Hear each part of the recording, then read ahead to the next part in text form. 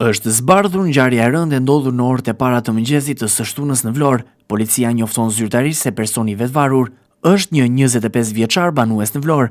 Specialistët për hetimin e krimeve në Komisariatin e Policisë Vlorë referuan materialet në prokurori, pasi ditën e djeshme në bregdetin e zonës së quajtur Plazhi i Vjetër është gjetur i vetvarur në një nga kullat e vrojtimit, shtetasi me inicialet PS, 25 vjeç banues në Vlorë. Nga kqyrja paraprake e trupit nuk janë konstatuar shenja dhune, ndërsa vijojnë veprimet procedurale për dokumentimin e plot të rrethanave të kësaj ngjarjeje.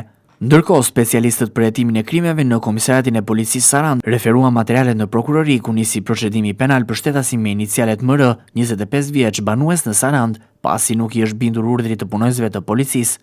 Specialistët e stacionit të policisë Orikum referuan materialet në prokurori ku nisi procedimi penal për shtetasin me inicialet RB, banues në Vlorë, pasi dyshohet se më datë 1 maj 2026 ka vjedhur disa gur dekorativ në banesën e shtetases me inicialet NQ në fshatin Tragjas. Specialistët e stacionit të policisë Dënmi referuan materialet në prokurori ku nisi procedimi penal për shtetasin me inicialet IB, 64 vjeç, banues në fshatin Dënmi, pasi ndaj tij ka bërë kallëzim shtetasja me inicialet EG, e cila pretendon se në vendin e quajtur ish kampi i punëtorëve i ka shkatruar disa panele diellore në pronësi të saj. Materialet procedurale ju referuan prokurorive kompetente për veprime të mëtejshme.